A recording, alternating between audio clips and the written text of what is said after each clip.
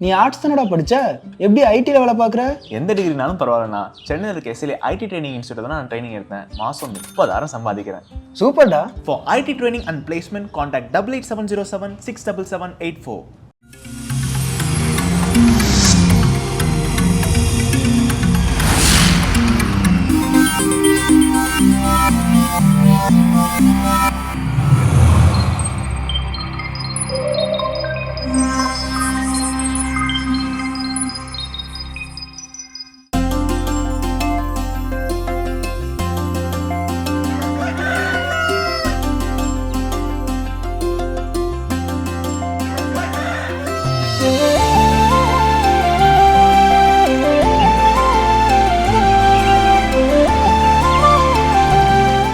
மாதா தொலைக்காட்சி அன்புள்ளங்கள் அனைவருக்கும் கடவுள் வணக்கம் நிகழ்ச்சியின் அன்பான வணக்கங்கள்.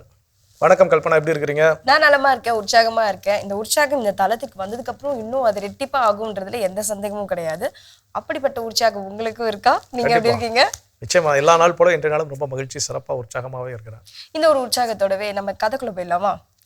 ஒரு பிச்சைக்கார தாத்தா, ஓகே, அவர் வந்து ஒரு சாலை ஓரத்துல ஒரு பிளாட்ஃபார்ம்ல உட்காந்துட்டு இருக்காரு. காலை டீ கடை இருக்குது. டீ வந்து எல்லாரும் வாங்கிட்டு இருக்க வரப்போ இவருக்கு ஒரு டீ குடிக்கணும்னு ஒரு ஆசை வருது.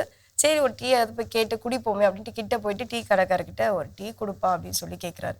காலையிலேயே வந்துட்டு உனக்கு ஒரு வேலை இல்லையா அப்படின்னு சொல்லிட்டு கண்ட மேனிக்கு எப்படியெல்லாம் திட்டக்கூடாதோ அந்த மாதிரி அந்த முதியவரை அவர் திட்டுறாரு.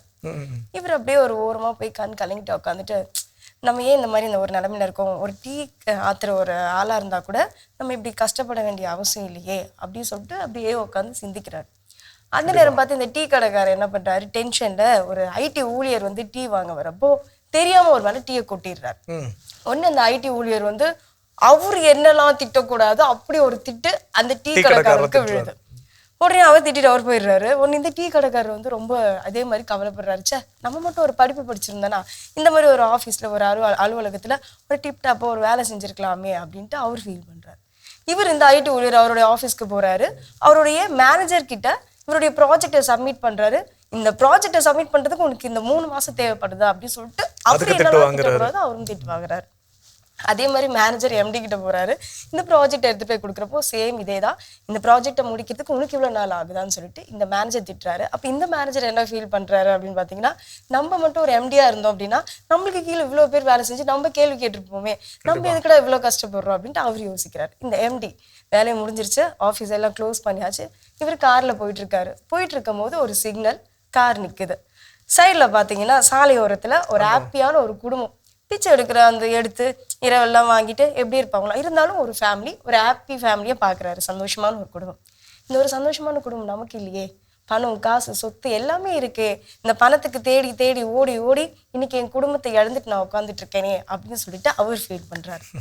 இந்த கதையிலேருந்து நம்ம தெரிஞ்சுக்க வேண்டியது என்ன அப்படின்னா, ஒருத்தர் கம்பாரிசன் பண்ணிட்டே இருக்கும் பொழுது இவன் நம்மளை விட இவங்க பெட்டர், நம்மளை விட இவங்க பெட்டர் அப்படின்ட்டு நம்ம என்னதான் நினைச்சிட்டு இருந்தாலும் ஒவ்வொருத்தருடைய வாழ்க்கையிலும் ஒரு ஒரு கஷ்டங்கள் இருக்கு. அதே நேரத்துல பணத்தை ஓடி ஓடி சம்பாரிச்சாலும் கடைசியில சந்தோஷம் இல்லை, நிம்மதி இல்லை, குடும்பம் இல்லை அப்படின்னு சொல்லிட்டு பல பிரச்சனைகளோட வாழ்ந்துட்டு இருக்க பெரிய பெரிய பணக்காரர்களும் இருக்காங்கன்றதை நம்ம மறந்து விடக்கூடாது. கண்டிப்பா எல்லாருக்குமே பிரச்சனைகள் இருக்கிறது. அதை உணர்ந்து மகிழ்ச்சியோடு ஏற்றுக்கொள்ளுகின்ற பொழுது நம்ம வாழ்க்கையை மகிழ்ச்சியானதாக மாறிவிடும். சிறப்பான கதை. இந்த கதையோட இன்னைக்கு நாளை தொடங்கலாம். பாலை தரிசனம் பார்க்கலாம்.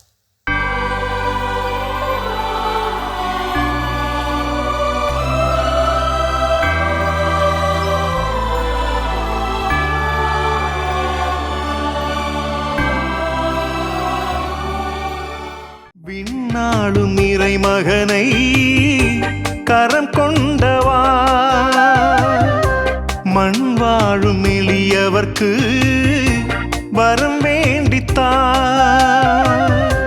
விண்ணாளும் இறை மகனை கரம் கொண்டவா,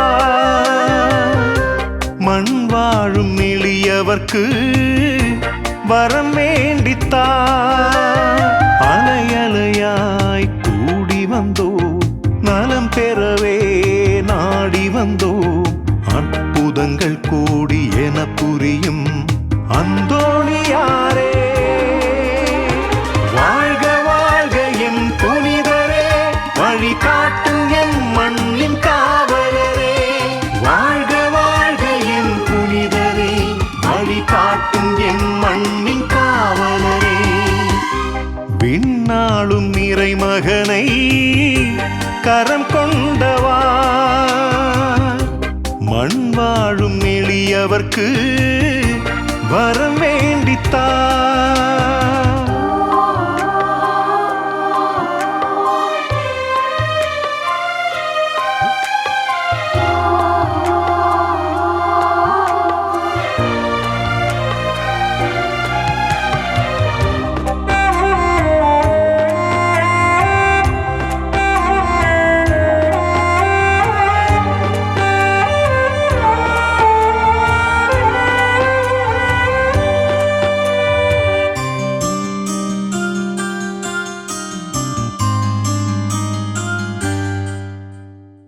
இறைவார்த்தை ஆழ்கடலில் மூழ்கினி முத்தெடுத்தாய்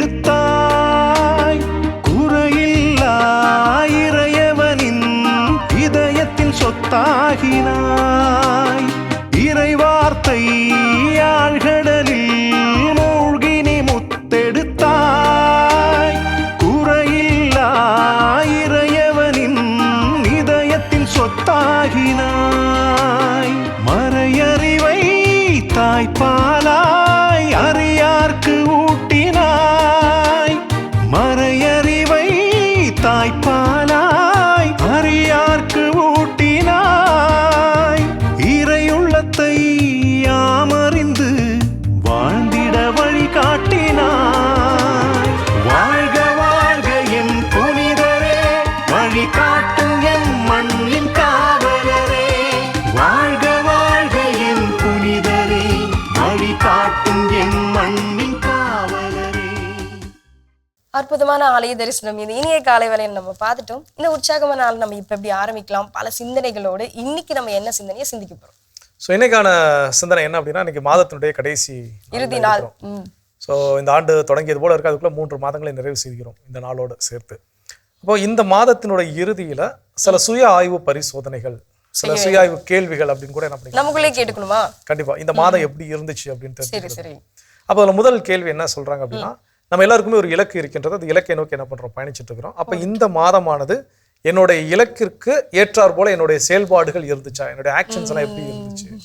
இப்ப நான் கிழக்கு திசை நோக்கி நான் பயணிக்க வேண்டும், ஆனா நான் ஏற இருக்கக்கூடிய பேருந்தோ இல்ல வண்டியோ மேற்கு திசை நோக்கி பயணிக்குது அப்படின்னா நான் செல்ல வேண்டிய இடத்த என்னால சென்று அடைய முடியுமான்னு கேட்டா முடியாது நிச்சயமாக. ஸோ அப்போ அது போல இந்த மாதத்திற்கு என்னோட இலக்கிற்காக நான் செய்த செயல்கள் என்னென்ன, அதுல எந்த அளவுக்கு என் இலக்குல நான் வந்து முன்னேறி சென்றிருக்கிறேன், இன்னும் எவ்வளவு பக்கத்துல போய் நான் ரீச் ஆயிருக்கிறேன். ஸோ இந்த கேள்விகள் எல்லாம் கேட்கின்ற பொழுதுதான் இந்த மாதத்தை நம்முடைய இலக்கிற்காக இலக்கை நோக்கிய பயணத்துல உருப்படியா நம்ம பயன்படுத்தி இல்லையா அப்படின்றத எனக்கு பதில் வரும். கேட்டு பார்ப்போம் யாருக்கு என்னென்ன பதில் கிடைக்குதோ அதுக்கு ஏற்ற மாதிரி நம்மளுடைய நடைமுறைகளை மாத்திக்கொள்ளலாம். இன்னும் தொடர்ந்து இதை பத்தி பேசலாம். இப்ப அடுத்த பகுதி பார்க்கலாம்.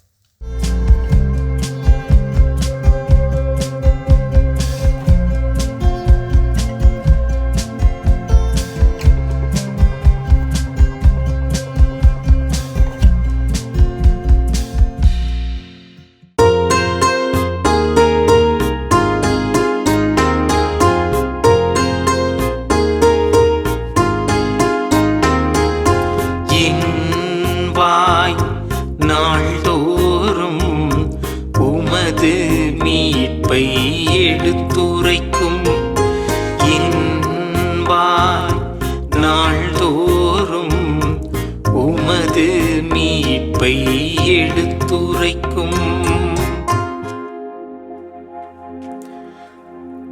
ஆண்டவரே உம்மிடம் நான் அடைக்கலம் புகுந்துள்ளேன், ஒருபோதும் நான் வெட்கமுறவிடாதேயும் உமது நீதிக்கேற்ப என்னை விடுவித்தருளும். எனக்கு நீர் செவிசாய்த்து என்னை மீட்டுக் கொள்ளும்.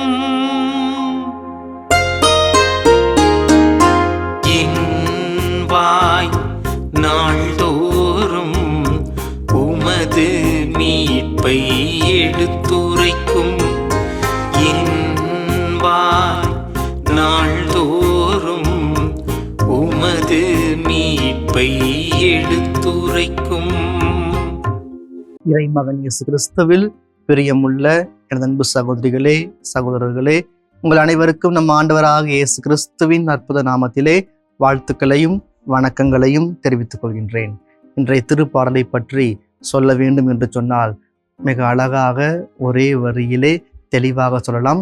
வயதான ஒருவரின் பாடல், அவ்வளவுதான். யாரோ ஒரு பாடகர் அல்லது ஆசிரியர் தன்னுடைய வயது முதிர்ந்த காலத்திலே இதை எழுதியிருக்கிறார். தள்ளாத வயதில் ஜெபித்த ஜெபம் என்று கூட சொல்லலாம். வயசானவர் ஜெபித்த ஜெபம். அப்படி பார்க்கிற பொழுது இன்றைக்கு நம்முடைய வயசானவங்க என்ன பண்றதுன்னு தெரியாம இருக்கிறப்ப தாராளமா இந்த திருப்பாடலை எடுத்து வாசித்தால் அதுவே மிக பெரிய ஜெபமாக இருக்கிறது.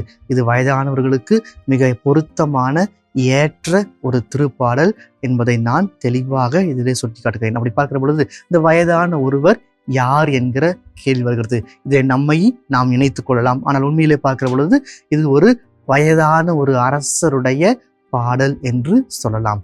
அதற்கு மேல இன்னும் கொஞ்சம் ஆழமாக சிந்தித்து பார்க்கிற பொழுது, உள்ள போய் பார்க்கிற பொழுது, அந்த இஸ்ரேல் ஜனங்களை ஒரு வயது முதிர்ந்தவராக சுட்டிக்காட்டி அவர்கள் பாடுகிற பாடலாக ஒரு உருவகமாக இதை எழுதியிருக்கலாம் என்றும் சுட்டி காட்டப்படுகிறது. இன்னும் ஒருபடி மேலே போய் பார்த்தோம் என்று சொன்னால், எரேமியா செதேக்கியா ஆட்சியின் கீழ் அவர் கஷ்டப்பட்ட பொழுது பாடிய திருப்பாடலாக அல்லது எழுதிய வார்த்தைகளாக ஜெபங்களாக இருக்கலாம் என்று இது சொல்லப்படுகிறது.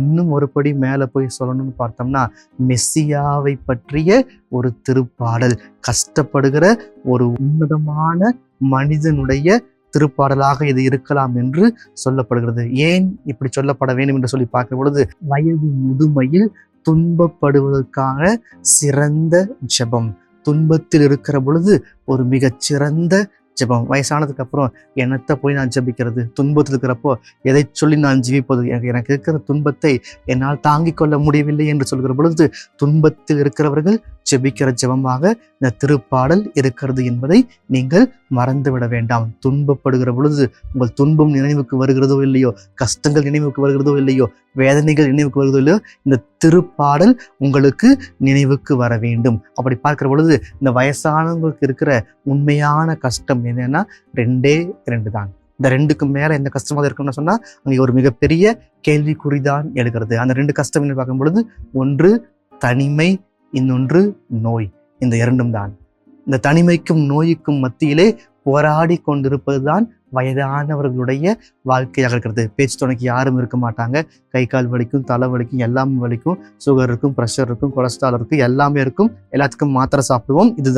இதுதான் துன்பம், உண்மையான துன்பமாக இருக்கிறது. அதற்கு மேல இன்னும் சொல்லணும்னு சொன்னோம்னா, கிறிஸ்து பட வேண்டிய துன்பங்களை இது சுட்டி காட்டுகிறது என்று கூட சொல்லலாம். ஏன் கிறிஸ்து பட வேண்டிய துன்பங்கள்? அதனால இது மெஸ்ஸியாவினுடைய திருப்பாடலாக இருக்கிறது. கொலோசியர் புத்தகம் 1வது அதிகாரம் 24வது இறை வார்த்தையை வாசித்து விட்டு இந்த திருப்பாடலை வாசித்தோம் என்று சொன்னால் கொஞ்சம் அதில் இருக்கிற அந்த ஒற்றுமைகள், அந்த உன்னத தன்மை இது நமக்கு புரியும். எனவேதான் இந்த தனிமை, நோய், இந்த 2 வலி, வேதனைகள், இந்த 2ம் இருக்கிற பொழுதுதான் இந்த கஷ்டம் தெரியும். இயேசு தனிமையிலே இருந்தார், தான் துன்பப்படுகிற பொழுது தனிமையிலே இருந்தார். இந்த வலி, வேதனைகள், கஷ்டங்கள் எந்த அளவிற்கு அவருடைய உடல்கள் கிழிக்கப்பட்டன, குத்தி திறக்கப்பட்டன, அத்தனையிலும் அவர் பொறுமையோடு இருந்தார். சிறந்த ஜெபமாக அவர் ஜெபித்து கொண்டிருந்தார்.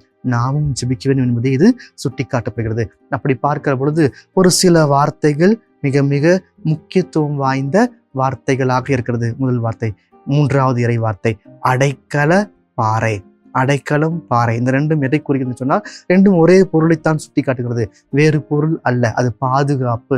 எந்த அளவிற்கு ஒரு இடத்துல அடைக்கலம் போய் அடைகிறோம் என்று சொன்னால் அந்த இடம் மிகப்பெரிய வலுவான இடமாக இருக்க வேண்டும். ஒரு சக்தி இல்லாத இடத்துல, ஒரு பழைய பாலடைஞ்ச இடத்துல போய் நின்றுட்டு நம்ம ஒரு வயதான ரொம்ப வயதானவங்கிட்ட போய் நின்றுட்டு, அவங்களே தள்ளாட வயதில் இருக்கின்ற போய் நின்றுட்டு என்னை பாதுகாத்துக்கோன்னு சொல்ல முடியுமா? முடியாது. ஆனால் கடவுள் அப்படி அல்ல.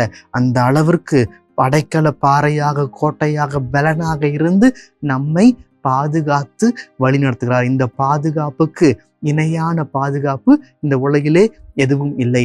கடவுள் என்னை கைவிட்டு விட்டார் என்று சொல்லி நாம் நினைக்கலாம். நான் கோயிலுக்கு வர எல்லாமே செய்கிறேன், எனக்கு ஏன் இந்த துன்பம் என்று நாம் நினைக்கலாம். ஆனால் கடவுளுடைய திட்டம் என்பது ஒன்று இருக்கும். நீங்களும் நானும் ஏற்றுக்கொள்வோம். மற்றொரு சிலரால் அதை ஏற்றுக்கொள்ள தாங்கிக் கொள்ள முடியாது என்பதை இது தெளிவாக சுட்டி காட்டுகிறது. அதிலும் 4வது இறை வார்த்தையை படிக்கிற பொழுது, அநீதி புரிந்தவர், பொல்லாதவர் இந்த உலகிலே அதிகமாக இருக்கின்றார்கள். இந்த பொல்லாதவர்கள் மத்தியிலே நாம் நல்லவர்களாக, மிக உயர்ந்தவர்களாக, உன்னதமானவர்களாக, கடவுளுடைய பிள்ளைகளாக நாம் வாழ்ந்து காட்ட வேண்டும். அதுதான் நிதர்சனமான உண்மையாக இருக்கிறது. அப்படி வாழ்ந்து காட்டுறவர்கள் மிக அழகாக சொல்கிறார், நீரே நம்பிக்கை. ஏன் இந்த 2 வார்த்தை பயன்படுத்தப்பட வேண்டும் என்று சொல்லி பார்க்கிற பொழுது, இதுதான் கடவுளுடைய பெயர். அந்த நல்லவர்கள், ஆண்டவரை நம்பி இருக்கிறவர்கள் நீரே நம்பிக்கை என்று சொல்லி அதை கடவுளுடைய பெயராக இந்த உலகிலே வெளிப்படுத்துகிறார்கள். அதற்கு மேலாக நாம் எல்லா காலத்திலும் கடவுளை சார்ந்திருக்கிறோம். எந்த அளவிற்கு கடவுளை சார்ந்திருக்கிறோம் என்று சொன்னால், பிறப்பு இறப்பு இந்த 2க்கும் மத்தியிலே நாம் கடவுளை சார்ந்திருக்கிறோம். இறப்புக்கு பின்பு நாம் கடவுளை சார்ந்திருக்கிறோம். இந்த இறந்தது பின்னாடி எல்லாம் முடிஞ்சிருச்சு, நம்ம எங்க போறோம் நமக்கு தெரியாது, இதை வேணாலும் சொல்லலாம். ஆனால் அந்த இறந்ததற்கு பின்பும் கடவுளை நாம் சார்ந்திருக்கிறோம். பிறப்பதற்கு முன்னாடி, இறந்ததுக்கு அப்புறம் எல்லா சூழ்நிலையிலும் நாம் கடவுளை சார்ந்திருக்கிறோம் என்பதை மனதில் வைத்துக் கொள்ளுங்கள். நாம் கடவுளை சார்ந்து வாழ்கிற மக்களாக வாழ்கிற ஆற்றலை கேட்போம். ஆமென். ஜெபம். எங்களை எந்நாளும் அன்பாய் காத்து நேசித்து வழிநடத்தும் எங்கள் அன்பின் பரலோக பிதாவே, உங்களுடைய தனிமை, நோய் முதலிய நேரங்களிலே நாங்கள் உம்மை நோக்கி மன்றாட எங்களுக்கு சிறந்த ஒரு திருப்பாடலை நீர் கொடுத்திருக்கிறீர்கள் சுவாமி. அதற்காக நன்றி செலுத்துகிறோம். நாங்கள் இந்த திருப்பாடலை எங்கள் மனதிலே இருத்தி உங்களுடைய தனிமை நேரத்திலும், நோய் நேரத்திலும், உங்களுடைய துன்ப நேரத்திலும், கஷ்டத்தின் நேரத்திலும் படித்து எங்களுடைய ஜெபமாக இதை மாற்றி ஜெபித்து வாழ்கிற மக்களாக எங்களுக்கு துணை புரிவீராக. இறை வல்லமையான பிரசன்னம் எங்களோடு இருந்து எங்களை வழி நடத்துவதாக. ஆமேன். அருமையான தினம் ஒரு திருப்பாடல் பகுதி பார்த்துட்டோம். இன்னைக்கான திருப்பாடலும் கேட்டாச்சு. அதோட நம்ம பேசிட்டு இருக்கிறோம். இந்த மாதம் நமக்கு எப்படிப்பட்ட மாதமாக அமைந்துள்ளது என நாம் அறிந்து கொள்ள நமக்கான சுய ஆய்வு கேள்விகள் அடுத்ததா என்ன? நம்ம எத்தனை நாட்கள் கடந்து போனாலும் ஒவ்வொரு நாட்களுக்கும் நமக்கு ஒரு மதிப்பு மிக்க ஒன்று இருக்கு நம்மளோட வாழ்க்கையில கூடவே பயணம் செய்யுது அப்படின்னா அது நேரம் தான் இல்லையா? அதை நம்ம எப்படி பயன்படுத்துறோமோ அதுக்கேற்றாற்போல் நம்மளுடைய வாழ்க்கையும் பிரகாசமாக இருக்கும் அப்படின்றதுல எந்த சந்தேகமும் கிடையாது. அந்த விதத்துல இந்த மாதத்துடைய தொடக்கத்துல இருந்து இப்ப வரைக்கும் நம்ம இந்த நேரத்தை பயனுள்ள வகையில செலவிட்டோமா, இல்ல பல கவன சிதறல்களுக்காக நம்மளுடைய நேரத்தை செலவிட்டோமா அப்படின்றத நம்ம சோதிச்சு பார்க்கணும். கண்டிப்பா உருப்படியா எவ்வளவு நேரம் யூஸ் பண்ணோம், உருப்படி இல்லாம வீணாக்குவதற்கு எவ்வளவு நேரத்தை பயன்படுத்தணும். எல்லாரோட மொபைல் போன்ல ஒரு டைம் ஒரு செட்டிங்ஸ்ல போய் பாத்தீங்க அப்படின்னா இருக்குது. ஒரு அப்ளிகேஷன் எவ்வளவு நாளைக்கு ஒரு நேரத்துக்கு நம்ம பயன்படுத்துறோம், ஒரு நாள் முழுவதும் எவ்வளவு மணி நேரம் அந்த அப்ளிகேஷனை பயன்படுத்துறோம். சோ அதை பார்க்கும் போதே தெரிஞ்சிடும் எது ஆக்கப்பூர்வமாக நம்ம நேரத்தை நிறைய செலவிட்டு இருக்கோமா, இல்ல வீணாக்குவதற்காக நேரத்தை செலவிட்டு இருக்கிறோமா. சோ அதை தெரிந்து கொண்டு திருத்திக் கொள்வதற்கான ஒரு வாய்ப்பு கண்டிப்பா சிந்தித்து பார்ப்போம். இன்னும் வேற என்ன விஷயம் இருக்குங்கிறத தொடர்ந்து பேசலாம்.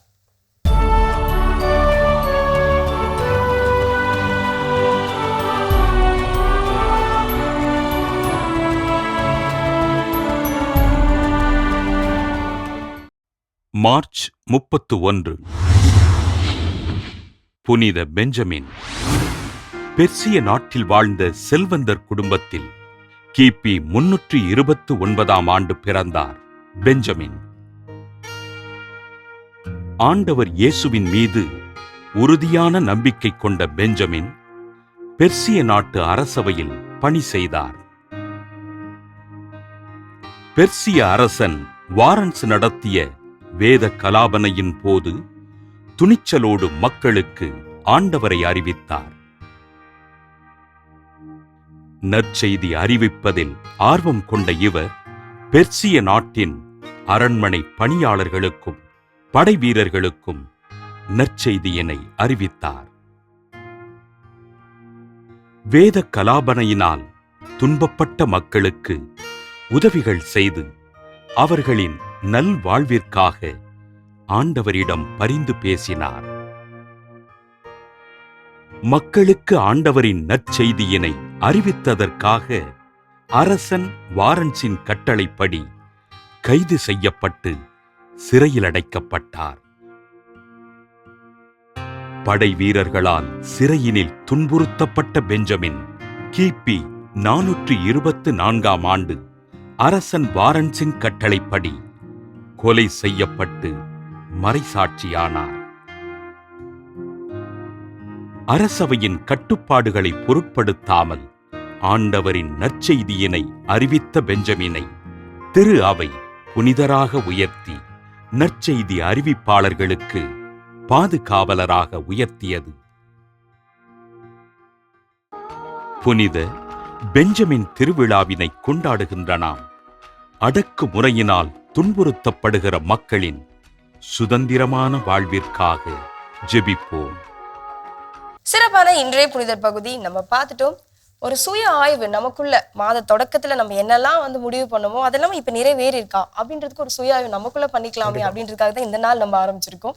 அடுத்தது நம்ம என்ன செய்யணும்? ஸோ அடுத்தது அந்த நாளில் கேட்க வேண்டிய கேள்வி, நாம் சிந்தித்து பார்க்க வேண்டிய விஷயம் என்ன சொல்றாங்க அப்படின்னா, இந்த மாதம் முழுவதும் என்னோட டிசிப்ளின் எப்படி இருந்துச்சு.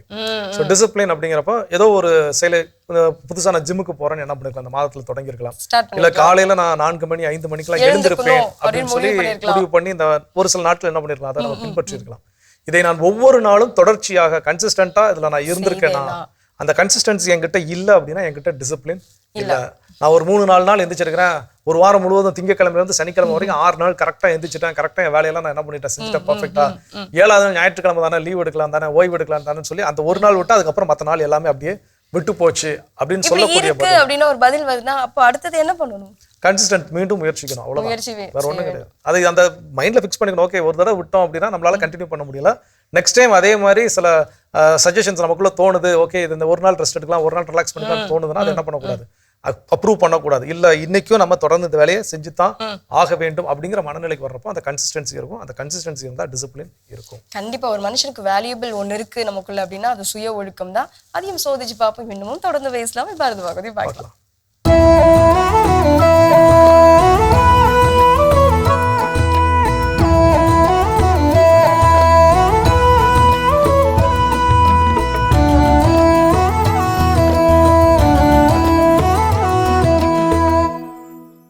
முற்றும் துறந்த முனிவர் அவர். கள்ளம் கபடற்ற எளிமையான வாழ்வு வாழ்ந்து வந்தார். அவரால் கவரப்பட்டார் அந்த நாட்டு மன்னர். இருந்தாலும் அவரிடம் ஒளிவு மறைவு இருக்குமோ என்று ஒற்றர்களை வைத்து உன்னிப்பாக கவனித்து விட்டார். உண்மையில் அவர் கள்ளம் கபடமற்ற எளிமையான துறவிதான் என்று கண்டுகொண்டு அவரை போற்றினார். அவரிடம் அடிக்கடி சென்று தத்துவ ஞான வியாக்கியானங்களை கற்று வருவார். ஒருமுறை அவரிடம் அரசர் விண்ணப்பித்தார், ஐயா, தாங்கள் என் அரண்மனைக்கு வர வேண்டும், எம்மோடு தங்க வேண்டும். அரசரே, இந்த எளியவனுக்கு எதற்கு அரண்மனை வாழ்க்கை, இதுவே போதுமே என்று சொல்லி மறுப்பார் என்று எதிர்பார்த்த அரசர் ஏமாற்றமாகி போனார். அப்படியா, இதோ இப்போதே நான் தயார். அரண்மனை வாழ்வு வாழ ஒருவர் கொடுத்து வைத்திருக்க வேண்டும் அல்லவா? எங்கே எனது ரதம், எங்கே எனது வாகனம்? இப்படி கிளம்பி விட்டார். அரசர் வந்திறங்கிய ரதத்திலே போய் நின்றார் கட்டிய கோவணத்துடன். இதுதானா எனது ரதம்? இன்னும் சிறப்பானதொரு ரதத்தை கொண்டு வந்திருக்கலாமே. நொட்டாங்கு சொன்னபடியே அரசர் ஏறுவதற்கு முன்னமே இவர் ஏறி அமர்ந்து விட்டார். அமர்ந்த வேகத்தில் ஆணையிட்டு விட்டார். சரி, பரவாயில்லை பரவாயில்லை, நகர வாயிலில் போய் நில்லுங்கள். அங்கிருந்து அரண்மனைக்கு போக ஆடம்பர ரதத்தை ஏற்பாடு செய்து விடுங்கள். மலர் தூவி வரவேற்க இருபுறமும் அரண்மனை பெண்டிரை நிற்க வைத்து விடுங்கள். வரவேற்பு சேனையையும் தயார் நிலையில் வைத்திருக்க சொல்லுங்கள். நடக்கட்டும் நடக்கட்டும். இதையெல்லாம் பார்த்துவிட்டு சோகமாகி போனார் அரசர். அப்படி என்றால் இந்த துறவு வாழ்வு ஒரு நடிப்பா? ஏமாந்து போய்விட்டேனா நான்? நகர தெருவிலே சோகமான முகத்துடன் மன்னர் பயணிக்க அருகே பக்கிரி போல் முனிவர் கம்பீரமாக அமர்ந்திருக்க பயணிக்க மக்கள் வேடிக்கை பார்த்து கொண்டிருந்தார்கள். சொன்னது போல நகர வாயிலில் இருந்து சிறப்பு வரவேற்பு பரிவாரங்களுடன் அரண்மனையில் நுழைந்து விட்டார் முனிவர். நுழைந்த வேகத்தில் எனக்கு அது வேண்டும் கொண்டு வாருங்கள், இது வேண்டும் கொண்டு வாருங்கள், ஏன் இந்த தாமதம்? இப்படி ஆர்ப்பாட்டம் செய்தார். வகை வகையான உணவு வகைகளை கேட்டு கேட்டு வாங்கி சாப்பிட்டார். இது சரியில்லை, அது சரியில்லை, உப்பில்லை, புளிப்பில்லை என்று ஆர்ப்பாட்டம் செய்தார். இரவில் அரண்மனை பஞ்சனையில் ஆழ துஞ்சினார். இதையெல்லாம் பார்த்த அரசர், இந்த புல்லுருவியையா அரண்மனைக்கு அழைத்திருக்கிறேன் என்று சோகமானார். துறவி நிம்மதியாக தூங்க இவர் வழக்கமான அரசவை கவலையோடு அரைகுறையாக தூங்கினார். இப்படியே 6 மாதம் ஓடிவிட பக்கிரி முனிவரின் ஆர்ப்பாட்டமோ நாளுக்கு நாள் அதிகமாகிவிட ஒரு நாள் கேட்டே விட்டார் அரசர், என்னை நீர் ஏமாற்றிவிட்டீர், எனக்கு கவலையாயிருக்கிறது. முனிவரும் சொன்னார், கவனித்தேன் கவனித்தேன், நீர் கவலையாய் இருக்கிறீர் என்பதை கவனித்தேன். என்னிடம் முன்பு போல் முகம் வளர்ந்து நீ பேசுகிறதில்லை என்பதை கவனித்தேன். ஞான உரையாடலை நீ மேற்கொள்ளுவதில்லை என்பதையும் நான் கவனித்தேன். அவர் சொன்னார், என்னை போலவே சுகபோகமாக வாழுகின்ற துறவியாகிய உங்களுக்கும் எனக்கும் என்ன வித்தியாசம்? வா அரசரே, சொல்லுகிறேன். உன் நாட்டு கடை எல்லை 6 வரை போக வேண்டும், வருகிறாயா? உடனே கிளம்பி விட்டார் அரசரோடு.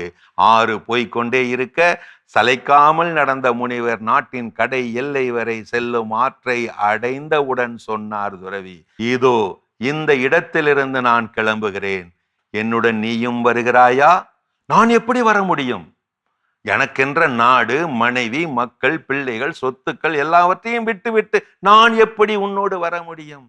சரி, அப்படியானால் நான் மட்டும் கிளம்புகிறேன், இனி உன் நாட்டு பக்கம் வரமாட்டேன். சொல்லியபடி அரண்மனை உடுப்புகளை எல்லாம் களைந்து அரசர் கையில் வைத்துவிட்டு அதே கட்டிய பழைய கோவணத்துடன் கிளம்பி விட்டார். இப்படி சொல்லியபடி, நான் போகிறேன், இதுதான் உனக்கும் எனக்கும் உள்ள வித்தியாசம். பாவப்பட்ட மானிட பதறடா நீர், நீர் எதை துறக்க துடிக்கிறாயோ அது உன்னை துறப்பதே இல்லையே. துறக்க ஏதுமில்லை என்பதே நீ துறக்க துவங்கும் நிலை. எது துறவரம்? முற்றும் துறந்து முழுதும் முடிந்து கோபம் கொன்று கொடுமை கடந்து முகமும் தாடியும் சாந்தமும் செழித்து காட்டில் கடுந்தவம் ஏற்று நாட்டில் வந்து நல்லறம் காண நல் மன்னன் நற்சபையில் நல்லரசு புரியும் நல்லறமே துறவரம். ஓர் உன்னத துறவு சில சமயங்களில் சில சூழல்களில் துறவையும் துறக்கும். சிறப்பு, அருமையான கதைகள் 1000 பகுதி பார்த்துட்டோம். எனக்கான கதையும் சிந்தனையும் கேட்டாச்சு. அதோட நம்ம இன்னைக்கு பேசிட்டு இருக்கிறோம் கடவுள் வணக்கம் நிகழ்ச்சியில. இந்த மாதத்தை குறித்த ஒரு சுய ஆய்வு. அடுத்ததா என்ன சொல்றாங்க? புதிதாக இப்போ ஒரு மாதம் தொடங்குறப்போ இந்த மாசத்துல நான் இந்த கிளாஸை போய் முடிக்க போறேன்ப்பா, இதை நான் புதுசா கத்துக்க போறேன்ப்பா, இது வரைக்கும் எனக்கு அது தெரியாது, ஆனா நான் இதுக்கப்புறம் போய் அதை கற்றுக்கொள்ள போகிறேன் அப்படின்னு சொல்லிட்டு ஸ்டார்ட் பண்ணிருப்போம். ஒரு வாரம் தொடர்ந்து கிளாஸ் போயிருப்போம், அதுக்கப்புறம் போர் அடிச்சிருக்கும், அதை அப்படியே டிஸ்கண்டினியூ பண்ணிருப்போம். ஸோ அந்த மாதிரி நம்ம ஏதாவது செய்திருக்கோமா, இல்ல புதிதாக நம்ம ஏதாவது கற்றுக்கொண்டு அது முடித்திருக்கின்றோமா அப்படின்றத சோதிச்சு பார்க்கணும். நிச்சயமா. அதாவது இது வகுப்புக்கு சென்றோ இல்ல கிளாஸ் அது மட்டும் கிடையாது. சில நேரம் வீட்டில் வந்து திடீர்னு ஃபீஸ் போயிருக்கிறோம், எப்படி ஃபீஸ் கரியர் போடணும்னு இது வரைக்கும் தெரிஞ்சிருக்காது. மேபி இந்த மாதத்தில் ஒரு சான்ஸ் என்ன பண்ணிருக்கோம், கிடைச்சிருக்கோம், ஓ இப்படிதான் ஃபீஸ் கரியர் வந்து செட் பண்ணணும் போல. ஸோ அதை நான் கற்றுக்கிட்டேன்னா அது இந்த மாதத்தில் புதிதாக நான் கற்றுக்கொண்ட ஒரு புதிய அனுபவம், புதிய திறமை, புதிய அறிவு. ஸோ அப்போ இந்த மாதிரி சின்ன சின்ன விஷயம் முதல் பெரிய பெரிய விஷயங்கள் வரை நான் என்ன இந்த மாதத்தில் இந்த மார்ச் கற்று அறிந்து கொண்டிருக்கிறேன். கொஞ்சம் சிந்தித்து பார்ப்போம். நிறைய விஷயங்கள் வந்துச்சுன்னா ரொம்ப ரொம்ப சந்தோஷம். இந்த மாதம் வந்து பயனுள்ளதா போயிருக்கு அப்படின்னு அர்த்தம். ரொம்ப கம்மியா இருந்துச்சுன்னா வரக்கூடிய மாதத்தில் அதை அதிகமாக்குவதற்கு முயற்சி மேற்கொள்வோம். இன்னும் தொடர்ந்து பேசுவோம். அதுக்கு முன்னாடி ஒரு சின்ன பிரேக் போயிட்டு வந்துடலாம்.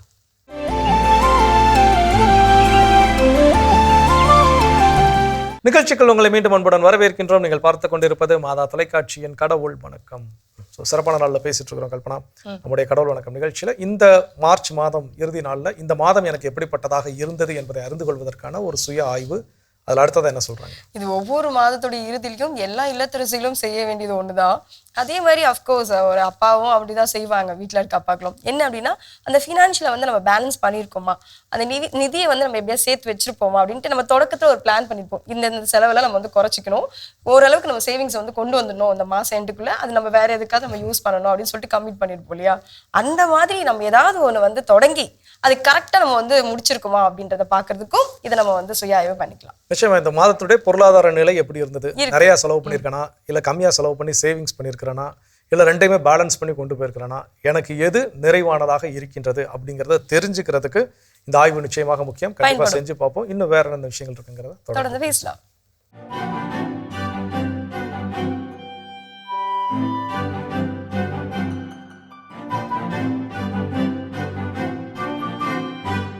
அன்பிற்கினிய மாதா தொலைக்காட்சி சுவைஞர்களே, தமிழினிய நெஞ்சங்களே, வணக்கம். திரிகடுகம் என்னும் செய்யுளில் இணைந்து பயணிக்கும் உங்கள் ஒவ்வொருவருக்கும் நன்றியின் வாழ்த்துகள்.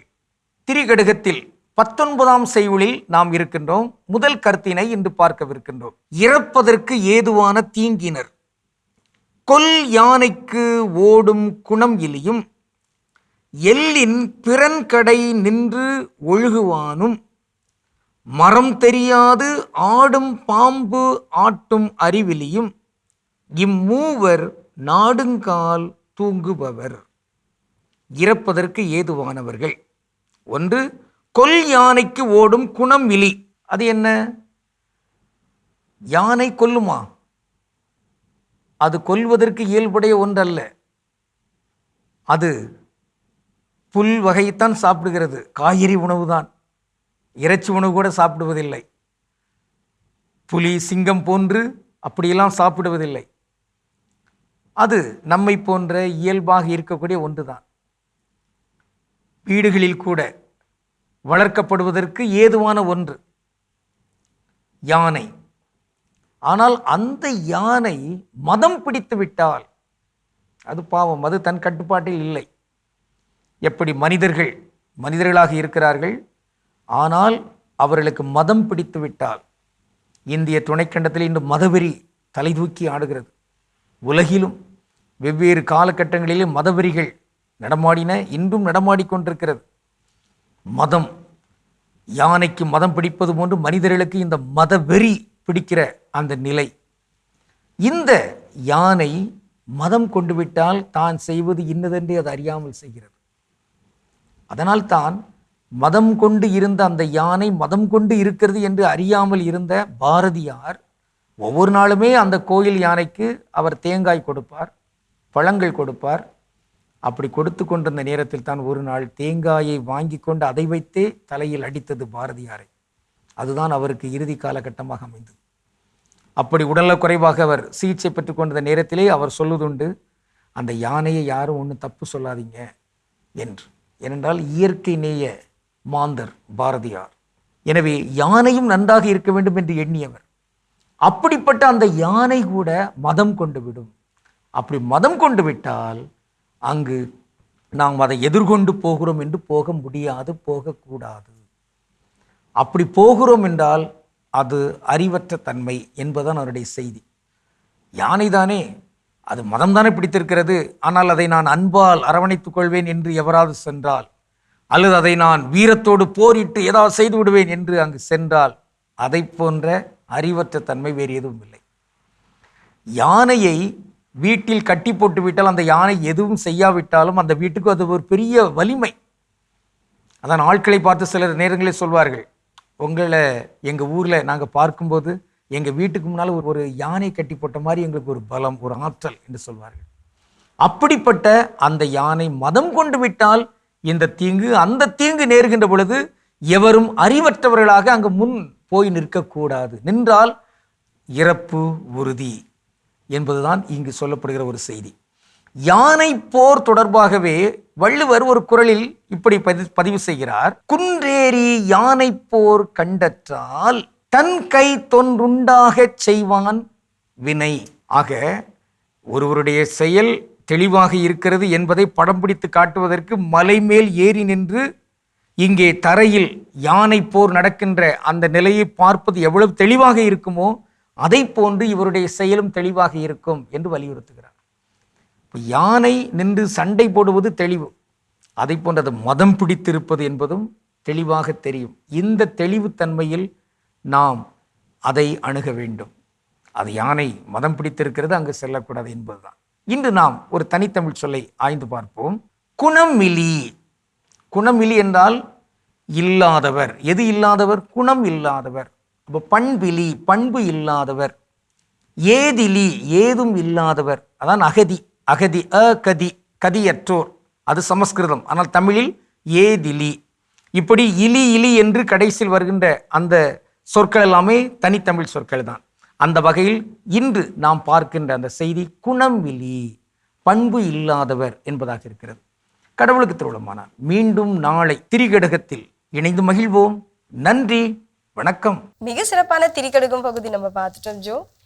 ஒரு சிறப்பான சிந்தனை அப்படின்னே சொல்லலாம். ஒவ்வொரு மாதமும் தொடங்குகிறது, ஒவ்வொரு மாதமும் முடிகிறது. ஆனால் இந்த மாதத்தின் அந்த நாட்களின் நடுவில் நாம் பயனுள்ள வகையில் நாம் எப்படி இருந்திருக்கிறோம் அப்படின்றத தான் நம்ம சுய ஆய்வு செஞ்சுட்டு இருக்கோம். அந்த வகையில் அடுத்ததான் என்ன பண்ணலாம்? ஸோ அடுத்தது என்னன்னா, ஒரு நாள் அப்படின்னு எடுத்துக்கிட்டாலே அதில் நிறையா உணர்ச்சி மிகுந்த தருணங்கள் அப்படின்னு சொல்லி கண்டிப்பாக இருக்கும். சில நாள் வந்து ரொம்ப மகிழ்ச்சியாக இருப்போம், சில நாள் ரொம்ப சோகமாக இருப்போம், சில நாள் ரொம்ப கோவமாக இருப்போம். ஸோ இப்படி இந்த மாதம் முழுவதும் இப்படிப்பட்ட சூழல்கள் மாறி மாறி வந்துகிட்டே இருக்கும்.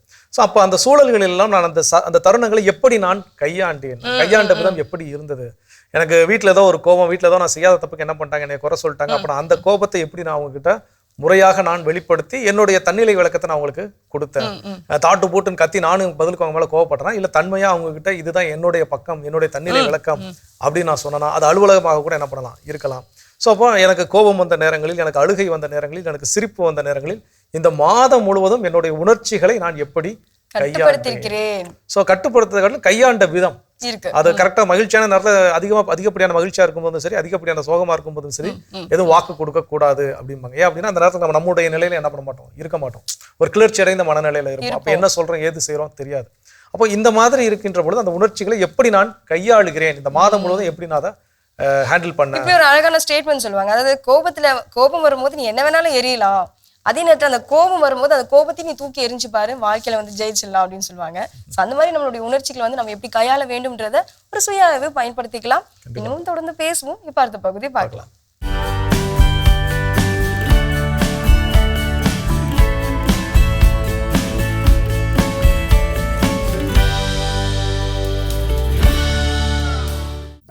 ஒரே உலகம், ஆனால் இரண்டு உண்மைகள். ஒருவர் ஒரு கிளிக்கில் தகவலை பெறுகிறார், மற்றொருவர் சிக்னலுக்காகவே காத்துக்கிருக்கிறார். டிஜிட்டல் யுகத்தில் தகவல்தான் சக்தி. ஆனால் அந்த சக்தி எல்லாரிடமும் சமமாக பகிரப்பட்டுள்ளதா? நகர்ப்பகுதிகளில் அதிவேக இணையம், ஆன்லைன் கல்வி, செயற்கை நுண்ணறிவு. மறுபுறம் கிராமங்களிலே இன்னும் இணைய வசதிகளுக்காக போராடும் மாணவர்கள். இந்த எண்ணிம இடைவெளியை சரி செய்வது எப்படி? வாருங்கள், இதற்கான தெளிவை வலை உலகத்தில் அருள்வாக்கின் ஒளியில் தேடுவோம். அருள்வாக்கு பகுதி லூக்கா 16:19 முதல் 31 வரை. செல்வர் ஒருவர் இருந்தார். அவர் விலையுயர்ந்த மெல்லிய செந்நிற ஆடை அணிந்து நாள்தோறும் விருந்துண்டு இன்புற்றிருந்தார். லாசர் என்னும் பெயர் கொண்ட ஏழை ஒருவரும் இருந்தார். அவர் உடல் முழுவதும் புண்ணாயிருந்தது. அவர் அச்செல்வருடைய வீட்டு வாயில் அருகே கிடந்தார். அவர் செல்வருடைய மேசையிலிருந்து விழும் துண்டுகளால் தம் பசியாற்ற விரும்பினார். நாய்கள் வந்து அவர் புண்களை நக்கும். அந்த ஏழை இறந்தார். வானதூதர்கள் அவரை ஆபிரகாமின் மடியில் கொண்டு போய் சேர்த்தார்கள். செல்வரும் இறந்தார். அவர் அடக்கம் செய்யப்பட்டார். இயேசு கூறிய இந்த உவமை இன்றைய யதார்த்தத்தையும் வெளிச்சம் போட்டு காட்டுகிறது.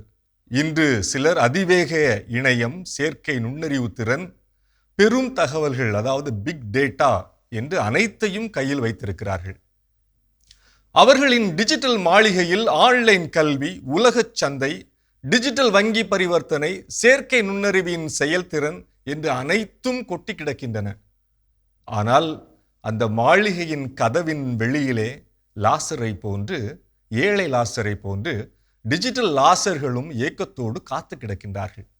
இணைய வசதி இல்லாத கிராமப்புற மக்கள், கணினி வசதி இல்லாமல் தவிக்கும் பள்ளி கல்லூரி மாணவர்கள், செயற்கை நுண்ணறிவு பற்றிய கல்வி இல்லாததால் வேலை வாய்ப்பை இழக்கும் இளைஞர்கள் என்று சொல்லிக் கொண்டே போகலாம். பிரிவு, பிளவு மனித உறவுகளில் மட்டுமல்ல, அது தொழில்நுட்ப பயன்பாட்டிலும் அதன் பரவலாக்கத்திலும் இருக்கிறது. அதனை எண்ணிம இடைவெளி, அதாவது டிஜிட்டல் டிவைடு என்கிறோம். நாம் அருகருகே பணி செய்து கொண்டிருந்தாலும் நம்மிடையே இடைவெளி அதிகமாக இருப்பது போல, ஒரே நாட்டில் நாம் வாழ்ந்தாலும் நம்மிடையே பல்வேறு இடைவெளிகள் உள்ளன. அதில் குறிப்பிடத்தக்கது எண்ணிம இடைவெளி. கொரோனா பெருந்தொற்றுக்கு பிறகு கணினி, மடிக்கணினி, கைக்கணினி, திறன்பேசி, திறன் கடிகாரம், செவிபேசி, இணையம் என்று பலவிதமான திறன் பொருட்கள் வந்தபோதும் அது இன்னும் எல்லாருடைய பயன்பாட்டிற்கும் வந்து சேராமலேயே இருக்கிறது என்றுதான் சொல்ல வேண்டும். இதைதான் எண்ணிம இடைவெளி என்று நாம் சொல்கிறோம். இந்த எண்ணிம இடைவெளி என்பது ஏழ்மை சூழ்நிலையினாலும், புவியியல் அமைப்பினாலும், மின்மயமாக்கல் இன்மையினாலும், தலைமுறை இடைவெளியினாலும், ஆண் பெண் சமத்துவமின்மையாலும், கல்வியறிவு குறைபாடாலும் ஏற்படலாம். ஒரு சமூகத்தினுடைய வளர்ச்சி என்பது இந்த இடைவெளி குறைகிற பொழுது நிச்சயம் நடக்கும். இக்கொரோனா காலகட்டத்தில் வசதியான குடும்பங்களை சார்ந்த மாணவர்கள் எளிதாக கற்றுக்கொள்ள முடிந்தது. ஆனால் ஏழ்மையில் கிராமத்தில் வாடிய மாணவர்கள் இணைய வசதி கல்வியின் பயன்பாட்டை முழுமையாக பெற முடியவில்லை. இந்த டிஜிட்டல் இடைவெளியை சுட்டிக்காட்டிய உச்ச நீதிமன்றம் இது கல்வி கற்கும் மாணவர்களுக்கு எதிரான ஒரு அடிப்படை உரிமை மீறல் என்று குற்றம் சாட்டியது. ஆக்ஸ்ஃபார்ம் இந்தியா என்ற அமைப்பு 2022 ஆண்டு நடத்திய ஆய்வின்படி இந்தியாவில் வெறும் 31% கிராமப்புற மக்களிடமும் 67% நகர்ப்புற மக்களிடமும் இணைய பயன்பாடு உள்ளது என்பது தெரிய வருகிறது. நகர்ப்புறம் தொழில்நுட்ப கூறுகளாலும் டிஜிட்டல் மயமாக்குதலாலும் தாங்கி பிடிக்கப்பட்டிருக்கிற பொழுது கிராமப்புறங்கள் இன்னும் மனித கண்டுபிடிப்புகளை தங்களின் வளர்ச்சிக்கும் வாழ்வுக்கும் பயன்படுத்த முடியாத சூழலை என்னவென்று சொல்வது? இணையமும் செயற்கை நுண்ணறிவு தொழில்நுட்பமும் இன்று கற்றோரையும் பொருள் பெற்றோரையும் இன்னும் அதிகமாக உயர செய்கிறதே தவிர ஏழைகளையும் எளியவர்களையும் கண்டு கொள்ளாமலேயே இருக்கிறது. இந்நிலை மாறி செயற்கை நுண்ணறிவும் டிஜிட்டல் கண்டுபிடிப்புகளும் மனித மாண்பை பேணுவதாகவும் மனித ஆற்றலை வளர்ச்சியடைய செய்வதாகவும் இருக்க வேண்டும். ஆரம்ப பள்ளியிலிருந்தே கணினி மற்றும் இணைய பயன்பாட்டை ஒரு கட்டாய பாடமாக மாற்ற வேண்டும்.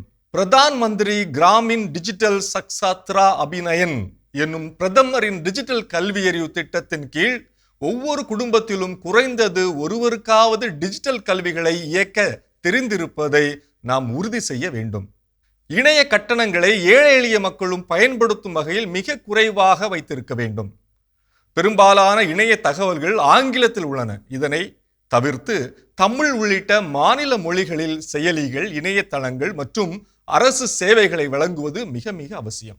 இது தொழில்நுட்பத்தை மக்களிடம் இன்னும் நெருக்கமாக எடுத்துச் செல்லும். பள்ளி மற்றும் கல்லூரி மாணவர்களுக்கு வழங்கப்பட்டு வரும் மடிக்கணினி திட்டத்தை தொய்வின்றி தொடர்வதுடன் அவற்றுக்கு தேவையான மலிவான அல்லது இலவச இணைய சேவை வழங்குவதும் அவசியம்.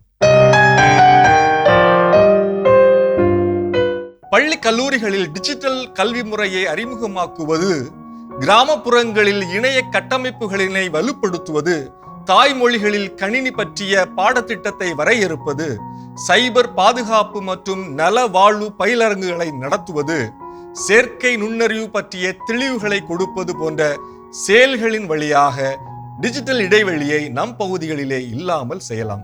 மனித இடைவெளியினை இதயத்தால் இணைப்போம், டிஜிட்டல் இடைவெளியினை இணையத்தால் இணைப்போம். இது வலையுலகம் 360 டிகிரி டிஜிட்டல் உலகிற்கான உங்கள் அகராதி. சிறப்பு அருமையான வலையுலகம் 360 டிகிரி பார்த்தாச்சு. அதோட இன்னைக்கு நம்ம பேசிட்டு இருக்கிறோம் கடவுள் வணக்கம் நிகழ்ச்சியில. இந்த மார்ச் மாதம் எனக்கு எப்படிப்பட்ட மாதமாக இருந்தது என்பதை அறிந்து கொள்வதற்கான ஒரு சுய ஆய்வு. அதில் அடுத்ததான் என்ன சொல்றாங்க? அடுத்ததான் நம்ம எப்படி சுய ஆய்வை பயன்படுத்தி கொள்ளலாம் நம்ம செஞ்சு அப்படின்னு பார்த்தீங்கன்னா, நம்மளுடைய ஆரோக்கியம், நம்மளுடைய எனர்ஜி லெவல். நம்ம மாதம் தொடங்குறப்போ நம்ம என்ன நினைச்சிருப்போம், நம்ம உடம்புல சில மாற்றங்கள் வந்திருக்கும், இது எதனால வருது, ஒரு வேளை இந்த மாதிரி இருக்குமோ, நம்ம டாக்டர்கிட்ட போய் இதை போய் செக்அப் பண்ணி பார்த்துக்கணும் அப்படின்னு சொல்லி நினைப்போம். அப்படி நினைச்சு அது போய் டாக்டர்கிட்ட போய் நம்ம செக்அப் பண்ணி அதுக்கேற்ற ட்ரீட்மெண்ட் எடுத்துட்டோம்னா வெல் அண்ட் குட், சூப்பர். நம்ம இந்த மாசத்துல நம்ம இது செய்யணும்னு நினைச்சோம், செஞ்சுட்டோம், இதுக்கு ட்ரீட்மெண்ட் எடுத்துட்டு இருக்கோம். சப்போஸ் நம்ம அதை நினைச்சு அதை அப்படியே மறந்து விட்டுட்டோம் அப்படின்னா, அப்போ நம்ம இந்த சுய ஆய்வு பண்றப்போ அதுல இருந்து ஒரு பதில் வரும், ஐயோ நம்ம இதை நினைச்சோம் நம்ம செய்யாம விட்டுட்டோமே அப்படின்ட்டு. நிச்சயமா பல நேரங்கள் நம்ம பிறருக்கு ஆரோக்கியம் சம்பந்தப்பட்ட ஆலோசனைகள் எல்லாம் பிறருக்கு நல்லா கொடுப்போம். ஆனா அதே விஷயத்தை நாம இன்னைக்கு நம்முடைய உடல்நிலையில் அக்கறை செலுத்தி செய்கின்றோமா அப்படின்னு கேட்டா அது ஒரு பெரிய கேள்விக்குறிதான். அப்ப இந்த மாதத்தில் என்னுடைய உடல் நலமும் சரி, என்னுடைய மனநலமும் சரி எப்படி இருந்தது, அதற்காக நான் செலவிட்டு இருக்கிறேனா, அதற்காக நான் சரிவர செயல்பட்டு இருக்கின்றேனா, இதையெல்லாம் சிந்திச்சு பார்க்கணும். நல்ல முடிவு கிடைச்சிச்சுன்னா நிச்சயமா அதை தொடர வேண்டும். நல்ல முடிவு இல்லை, இந்த மாசம் நான் அக்கறை செலுத்தலாம் அப்படின்னா வரக்கூடிய காலங்களில் அதற்கான முயற்சியை மேற்கொள்வோம். இன்னும் வேற என்ன விஷயம் இருக்கு பேசலாமா?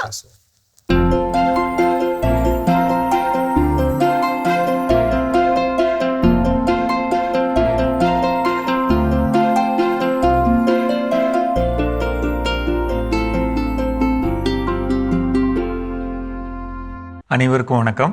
இன்றைய பதிவில் நம்ம பார்க்க போகிற விஷயம் என்னென்னா, பொதுவாக இந்த வெயில் காலத்தில் நம்ம எப்படி பாசனம் பண்ணணும் அப்படிங்கிறது.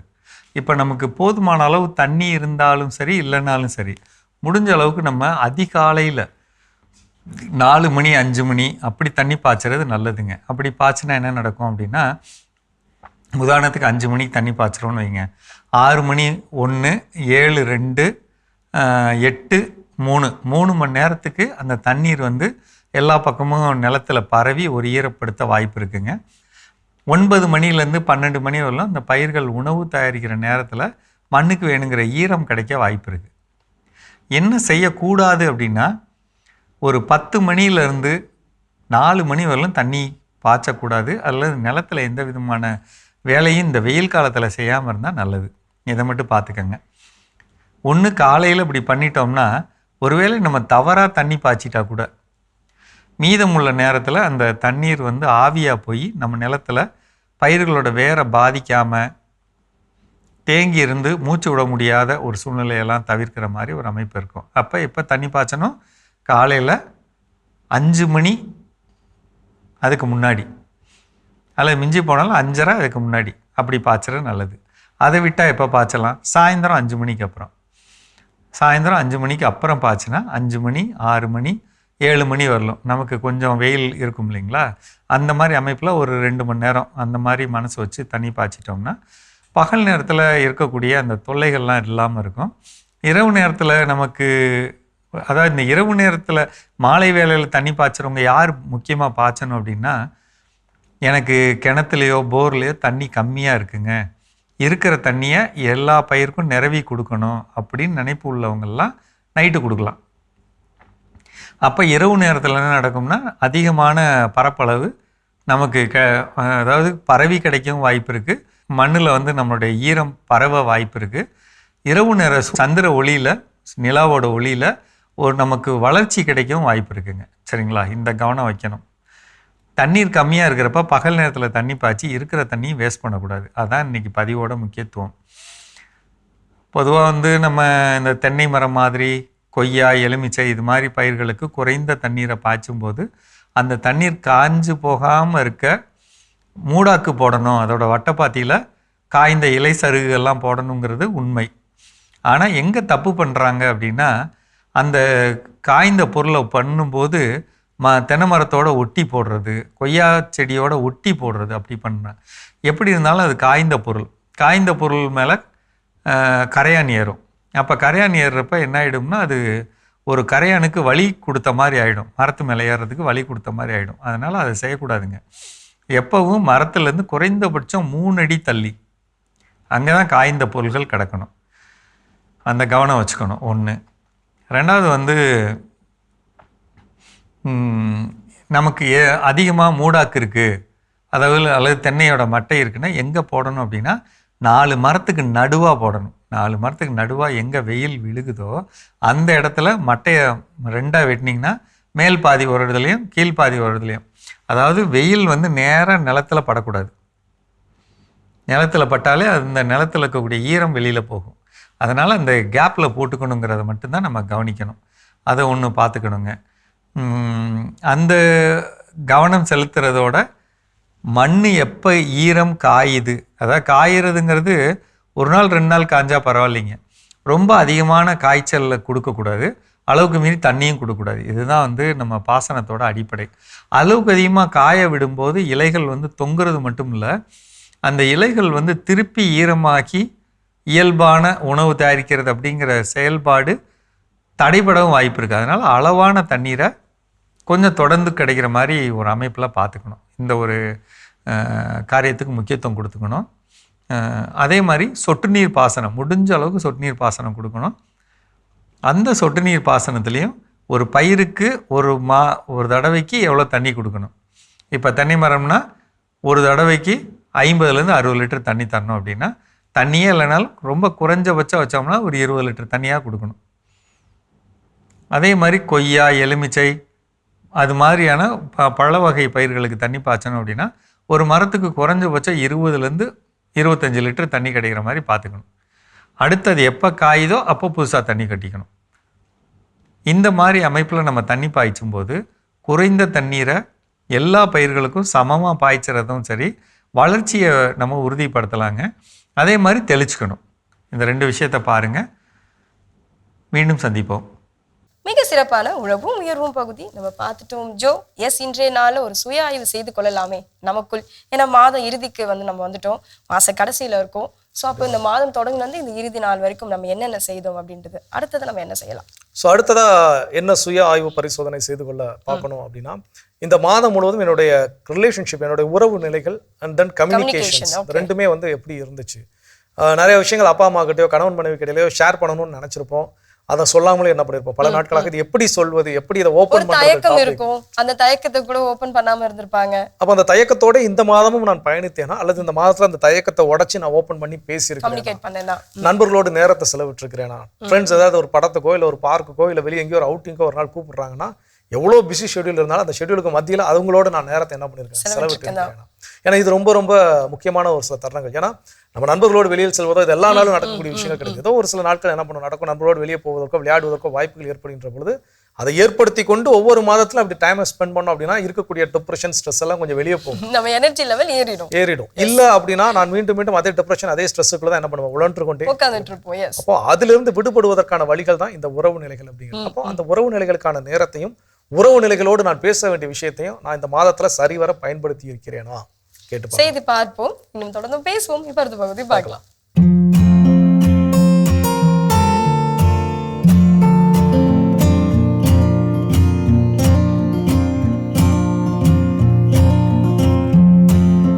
உலகெங்கும் வாழும் மாதா தொலைக்காட்சி நேயர்களுக்கு வணக்கம்.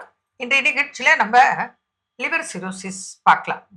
லிவர் ப்ராப்ளம் எதனால வருது, ஏன் பழுதடைத்து, அதனால என்ன சிம்டம்ஸ் இருக்கும், ஏன்லாம் வருது, இதுக்கு காரணம் என்ன, அதை பத்தி நம்ம இன்னைக்கு பார்க்கலாம்.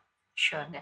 பொதுவாக பாருங்க, இந்த லிவர் பெத்தாலஜி அப்படின்றது லிவர் பாத்தீங்கன்னா 500க்கும் மேற்பட்ட வேலைகளை செய்யறது நம்மளோட கல்லீரல் அப்படிங்களா. அவ்வளோ டக்குன்னு லிவர் டேமேஜே ஆகிறது இல்லைங்க. நம்ம சோஷியல் மீடியால பாத்தீங்கன்னா லிவர் டீடாக்சிஃபைங் ஃபுட்ஸ் அப்படின்ற மாதிரி, லிவர் டீடாக்சிஃபைங் ட்ரிங்க்ஸ் அப்படின்ற மாதிரி நிறைய விஷயம் கொடுப்பாங்க.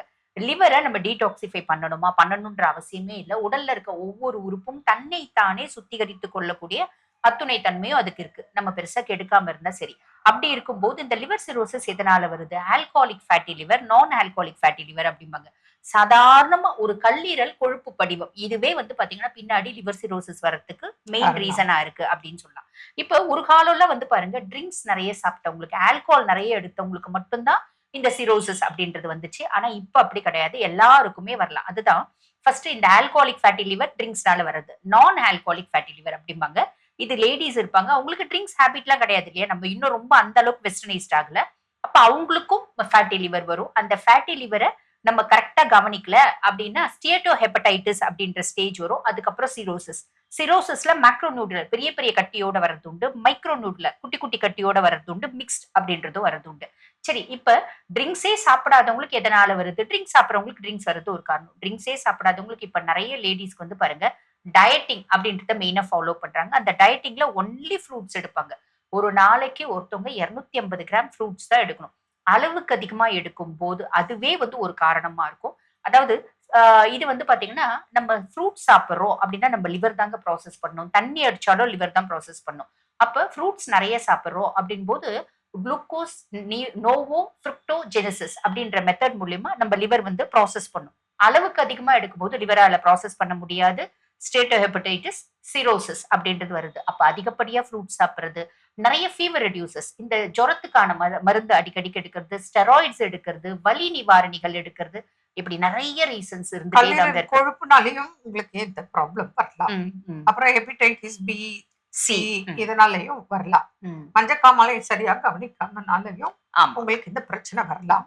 டயபெட்டிக் பேஷண்ட்க்கும் இந்த ப்ராப்ளம் வர்றதுக்கு வாய்ப்புகள் மிகுதியாக இருக்கு.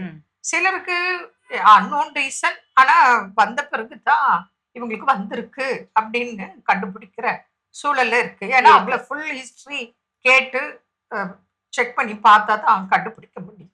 ஆக மொத்தம் வந்துருச்சு, அப்போ அதுக்கு என்ன டயட், என்ன ட்ரீட்மெண்ட் அப்படிங்கிறது தான் பார்க்கணும். இதுக்கு மெடிசன்ஸ் இருக்கு. ஆரம்ப நிலையில வந்தா இது கம்ப்ளீட்டா சரியாக்க முடியும். இதே கவனிக்காம போனா தான் இது உங்களுக்கு சிரமம். அப்ப என்ன ஆகும், இவங்க யூரின் பாஸ் பண்ண அப்ப பப்ளிக்ல ரோட் சைடு இல்ல காஃப் வருது, ஃப்ளம் வெளியே துப்புனா மத்தவங்களுக்கு இது பரவுறதுக்கு வாய்ப்பு இருக்கு. அதனால இவங்க என்ன பண்ணணும் அப்படின்னா, இவங்களுக்கு இருக்கா கவனத்தோடு இருக்கணும். ப்ராப்பர் ட்ரீட்மெண்ட் எடுத்தா இது மேலும் பாதிக்காத வண்ணம் இருக்கலாம். சப்போஸ் இவங்களுக்கு ரொம்ப மேஜர் ப்ராப்ளம் இருக்கு அப்படின்னா இதுக்கு சர்ஜரி தான். சர்ஜரினா பெரிய செலவு இருக்கு.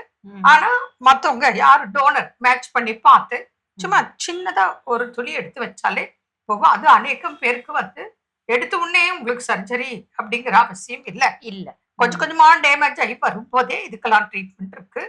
ரொம்ப காப்பாற்ற முடியாத அளவுக்கு மேக்சிமம் பிரச்சனையில போய் தள்ளப்படுறவங்களுக்கு தான் உங்களுக்கு சர்ஜரி ட்ரை பண்ணுவாங்க. அதர்வைஸ் உங்களுக்கு சர்ஜரியே இல்லாமல் மெடிசன்ஸ் பிளஸ் டயட்லயே இதை வந்து ட்ரீட்மெண்ட் இருக்கான்னா இருக்கு அப்படிங்கறத நினைவு கூறத்தான் இன்னைக்கு உங்களுக்கு நாங்க சொல்றோம். இது பெண்களுக்கும் இப்ப வருது, ஆண்களுக்கும் வருது. இது வந்து அதிகமா ட்ரிங்க்ஸ் பண்றது, ஸ்மோக் பண்றது, அப்புறம் ஓவரா நான்வெஜ் எடுக்கிறது. நீங்க சொன்ன மாதிரி எதுவுமே ஒரு அளவோட சாப்பிடும் போது பிரச்சனை இல்லை. எந்த ஒரு பொருளும் அளவுக்கு அதிகமாக சாப்பிடும் போது நமக்கு லிவர் டேமேஜ் ஆகுது, ப்ராப்ளம் வருது, ஒபிசிட்டினால வருது, டயபெட்டிக்னால வருது, ஹெரிடிட்டியாவும் வர்றதுக்கு வாய்ப்பு இருக்கு. இப்ப தாத்தா யாரோ ட்ரிங்க்ஸ் பண்ணிருப்பா, இன்னைக்கு பேர குழந்தைக்கு அந்த மரபு வழியாக மரபணு ரீதியாக வர்றதுக்கும் வாய்ப்பு இருக்கு. அதனால இதுக்கெல்லாம் ட்ரீட்மெண்ட் இருக்கான்னா இருக்கு. இது சிலருக்கு சம்மர்ல தான் இது பாதிப்பு அதிகமாக வெளிப்படும். அதனால இப்ப சம்மர்ல இதெல்லாம் நல்லா கவனிச்சு முறையான உணவுகளை கடைபிடிக்கும் போது இதுல இருந்து மீண்டும் வெளிவர. என்ன நேர்களே, மீண்டும் நாளை சந்திப்போம். நன்றி. அன்னை மரியே வாழ்க. சிறப்பு அருமையான நம்ம ஒரு இதய பகுதி பார்த்துட்டோம். நிகழ்ச்சியோட நிறைவுக்கும் வந்தாச்சு. இன்னைக்கு நாள் நம்ம பேசிட்டு இருக்கிறோம் கடவுள் வணக்கம் நிகழ்ச்சியில. இந்த மாதம் நமக்கு எப்படிப்பட்ட மாதமாக இருந்தது என்பதை அறிந்து கொள்வதற்கான ஒரு சுய ஆய்வு. அதுல ஃபைனலா என்ன சொல்றாங்க? நான் ஏதாவது தவறுகள் செய்திருக்கின்றனா இந்த மாதத்துக்கு இறுதி நம்ம வந்து யோசிக்கிறப்போ ஏதாவது ஒரு தப்பு நம்ம செஞ்சிருப்போமா, அந்த தப்புல இருந்து நம்மளுக்கு ஏதாவது லெசன் நம்ம வந்து ஏதாவது லேர்ன் பண்ணிருப்போமா அப்படின்னு சொல்லிட்டு நம்ம யோசிப்போம். நிறைய விஷயங்கள் நடந்திருக்கும். சின்ன சின்ன ஒரு காசு போயிட்டு நம்ம சேஞ்ச் மாத்துற ஒரு கடைக்காரன் நம்மளை ஏமாத்திருப்பான். சேம் அந்த கடைக்காரன் ஏமாத்துறான்னு தெரிஞ்சு நம்ம மறுபடியும் அவங்ககிட்டயே போய் பொருள் வாங்க போயிருப்போம். அதுவும் நம்ம செய்யற தவறு தான். அந்த தவறுல நம்ம இப்ப என்ன லெசன் கத்துக்கிறோம் அப்படின்னா, ஓகே அந்த கடைக்காரர்கிட்ட போயிட்டு இனிமேல் நம்ம பொருள் வாங்காம இருக்கணும் அப்படின்றதுதான் ஒரு விழிப்புணர்வு, ஒரு ஹேவர். இந்த மாதிரி சின்ன சின்ன விஷயங்கள் ஏதாவது ஒரு தப்பு செஞ்சிருந்தோம் அப்படின்னா அதுல இருந்து நம்மளுக்கு ஏதாவது பாடம் கற்றுக்கொண்டோமா? கண்டிப்பா நிறைய தவறுகள் நிச்சயமாக செஞ்சிருப்போம். எந்த மாற்று கருத்தும் கிடையாது. தெரிந்தோ தெரியாமலோ இப்படி நிச்சயமாக செஞ்சிருப்போம். ஸோ அப்போ அந்த விஷயத்துல இருந்து நான் கற்றுக்கொண்ட வாழ்க்கை பாடம் என்ன, அது என்னுடைய வாழ்க்கையின் ஆக்கப்பூர்வத்திற்காக என்ன பண்ணணும், செயல்பட வேண்டும். மீண்டும் அழிவுகரமான ஒரு பாதையை நோக்கி என்ன பண்ணக்கூடாது, அழைத்து செல்லக்கூடாது. அப்போ அப்படிப்பட்ட நல்ல ஆக்கப்பூர்வமான பாடங்கள் என்ன நான் இந்த கற்றிருந்திருக்கிறேன். இன்னொன்று, எல்லாருக்குமே இந்த மாதம் வந்து ரொம்ப பெர்ஃபெக்டான மாதமா இருக்குமான்னு கேட்டால், பெர்ஃபெக்ட் அப்படிங்கிற ஒரு விஷயம் ஆங்கில வார்த்தையில் மட்டும்தான் பெர்ஃபெக்ட் இருக்கே தவிர நம்மளுடைய வாழ்க்கையில எல்லாருடைய வாழ்க்கையில அந்த பெர்ஃபெக்ட் அப்படிங்கிற விஷயம் இருக்குமான்னு கேட்டால் நிச்சயமாக குறைகள் என்பது இருக்கத்தான் செய்யும். ஸோ அப்போ இது வந்து ஒரு ப்ரோக்ரஸ், இது வந்து ஒரு வளர்ச்சி அடையுது. கடைசி வரைக்கும் நம்ம இலக்கை நோக்கி செல்ற வரைக்கும் இந்த வளர்ச்சி என்பது இருந்து கொண்டே இருக்கும். இந்த இடத்துல ஃபுல் ஸ்டாப் வச்சு இது பெர்ஃபெக்ட்னு சொல்றதுக்கு வாய்ப்பே கிடையாது. ஸோ அப்போ அப்படிங்கிறப்ப இந்த மாதத்தை ஒருவேளை எனக்கு ஆக்கப்பூர்வமானதாக நான் பயன்படுத்தவில்லை என்றாலும் கூட இனி வரக்கூடிய நாட்கள்ல ஓகே இது கண்டுபிடிச்சாச்சு இல்லையா, என்னென்ன தப்பெல்லாம் செஞ்சிருக்கணும் அப்படின்னு சொல்லி, அப்போ இனி வரக்கூடிய நாட்கள்ல அதை திருத்தி கொண்டு வாழ்வதற்கான ஒரு நல்ல வாய்ப்பு கடவுள் நமக்கு கொடுத்துருக்காரு. இந்த மகிழ்ச்சியோடு இன்னைக்கு நாள்ல யார் யாரெல்லாம் திருமண நாள், பிறந்த நாள் கொண்டாடுறாங்கிறத பார்க்கலாம்.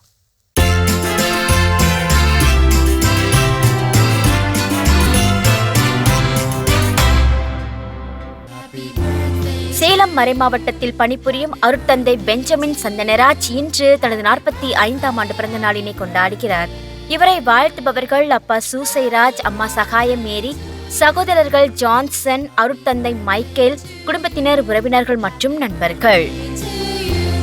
மிக சிறப்பான விழாக்களும் நம்ம பார்த்துட்டோம். இன்றைய நாள் யாரெல்லாம் விழா கொண்டாடுறாங்களோ அவங்க எல்லோருக்குமே நம்முடைய வாழ்த்துக்களை தெரிவிச்சுக்கலாம். அது மட்டும் இல்லாம அவங்களுக்கான சிறப்பான இறையாசிர் காத்துட்டு இருக்கு, பார்க்கலாம்.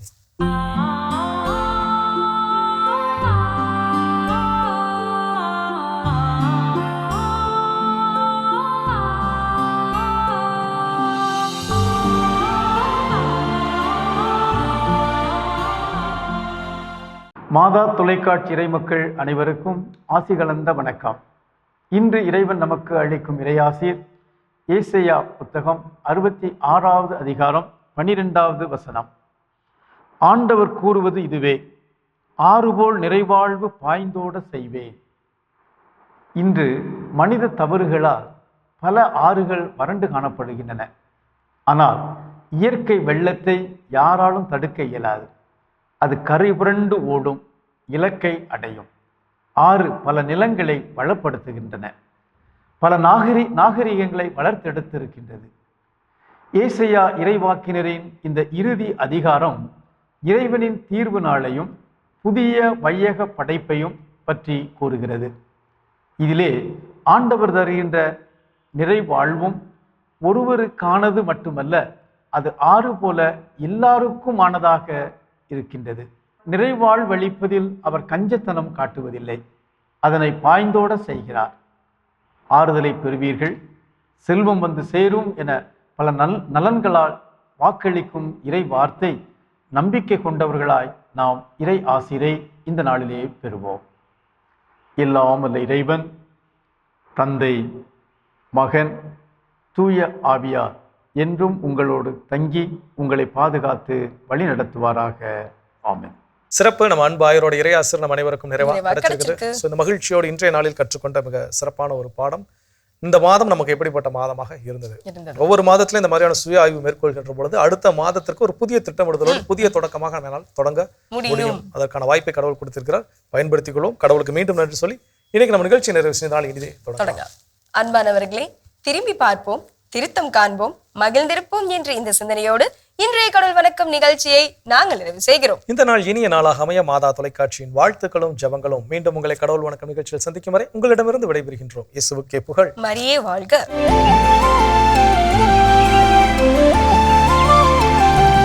நீ ஆர்ட்ஸ் தானடா படிச்ச, எப்படி ஐடில வேலை பார்க்குற? எந்த டிகிரினாலும் பரவாயில்லண்ணா. சென்னையில் இருக்க எஸ்எல்ஏ ஐடி ட்ரைனிங் இன்ஸ்டியூட் தான் நான் ட்ரைனிங் எடுத்தேன். மாதம் 30,000 சம்பாதிக்கிறேன். சூப்பர்டா. For IT training and placement, contact 8870767784.